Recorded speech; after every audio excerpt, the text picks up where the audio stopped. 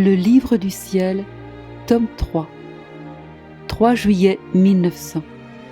Sois silencieuse et obéis. Ce matin, après avoir reçu la Sainte Communion, j'ai vu mon adorable Jésus et je lui ai dit : Mon bien-aimé Seigneur, pourquoi ne veux-tu pas être apaisé ? Il dit : Pourtant les punitions que j'envoie ne sont rien en comparaison de celles qui sont préparées. Pendant qu'il disait cela, j'ai vu devant moi beaucoup de personnes affectées par une maladie soudaine et contagieuse dont elles mouraient, la grippe espagnole. Saisi de terreur, je dis à Jésus : Seigneur, voudrais-tu cela pour nous aussi ? Que fais-tu ? Si tu veux faire cela, tire-moi de cette terre, car mon âme ne peut rester pour voir des choses si pénibles. Qui me donnera la force d'être dans cet état ?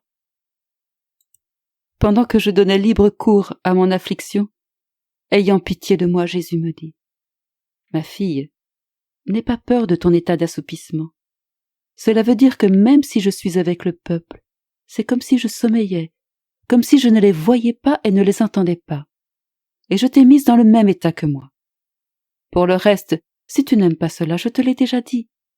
Veux-tu que je suspende ton état de victime ?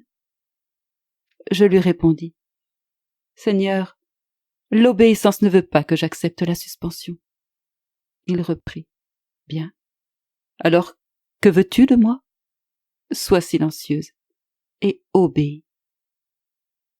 Qui pourrait dire à quel point j'étais affligée et combien mes puissances internes me semblaient engourdies ? Je vivais comme si je ne vivais pas. Oh Seigneur, aie pitié de moi. Ne me laisse pas dans un état si pitoyable.